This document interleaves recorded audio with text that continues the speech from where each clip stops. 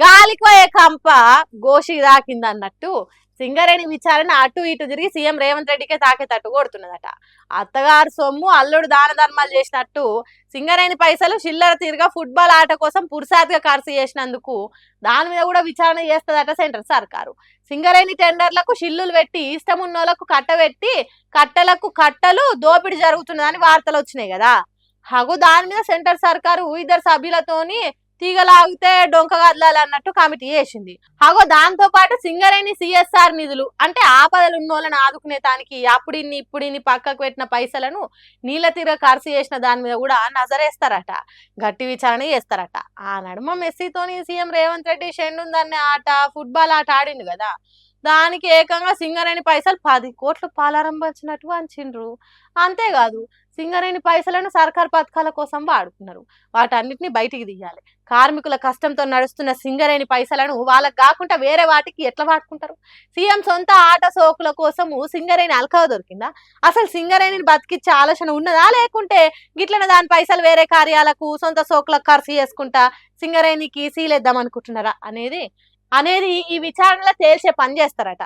3 రోజులలో విచారణ చేసిన నివేదిక పబ్లిక్ ముంగట పెడతారట.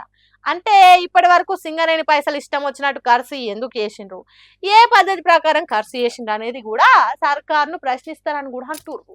మరి చూడాలి ఈ విచారణ ఎటు తిరిగి ఇంకెటు పోయి ఎవలకు చుట్టుకుంటుందా అనేది తర్వాత తెలుస్తుంది. 3 రోజులు అయితే ఎందుకో గాని తెలంగాణ కోసం తెగించి కొట్లాడిన వాళ్ళంటే కేసీఆర్ సార్కు ఎనలేని ప్రేమ.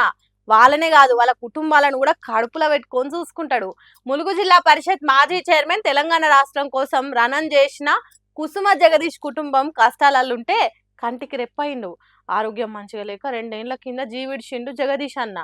బిడ్డ డాక్టర్ చదువుకు తిప్పలవుతున్నదని కేసీఆర్ సార్కు ఎట్లా తెలిసిందో ఏమో గానీ ఇట్లా ఎర్రవల్లిలున్న తన ఫామ్ హౌస్ కు పిలుచుకొని చదువు కోసం ఎంత ఖర్చు అవుతుందో అంత చెక్కు మీద రాసిచ్చిండు.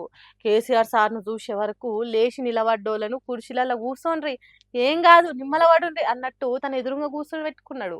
చదువు ఎట్లా సాగుతాంది అన్నట్టు మంచి చెడ్డ తెలుసుకున్నాడు. తండ్రి లేని బాధ ఎప్పటికి ఉండొద్దు, నీ చదువు కోసం ఏం కావాలంటే అది అడుగు చేస్తాం అన్నట్టు మాట్లాడిండట. గట్టిగా చదువుకొని తల్లిదండ్రులకే కాదు తెలంగాణ రాష్ట్రానికి మంచి పేరు తీసుకురావాలి అన్నట్టు చెప్పిండట. చూడండి కేసీఆర్ సార్ మనసు ఎంత మంచిదో. అధికారంలో ఉంటేనే జనానికి సాయం చేస్తాం, కుర్చీలో లేకుంటే ఎవరు ఎక్కడ పోతే మాకేంది అన్నట్టుంటారు కొంతమంది. కానీ కేసీఆర్ గట్ల కాదు. రాష్ట్రం వస్తే తెలంగాణ జనం బతుకులు మారుతాయని తెలిసిన లీడర్ కుటుంబాన్ని ఆదుకున్నాడు. కష్టపడి పార్టీని కాపాడిన వాళ్ళకు అండగా ఉంటది బీఆర్ఎస్ పార్టీ అనేది నిరూపించిండు. ఇక ఈ కార్యంలో మాజీ ఎమ్మెల్యే రసమై బాలకిషన్, ఎమ్మెల్సీ కర్నె ప్రభాకర్లు ఉన్నారు.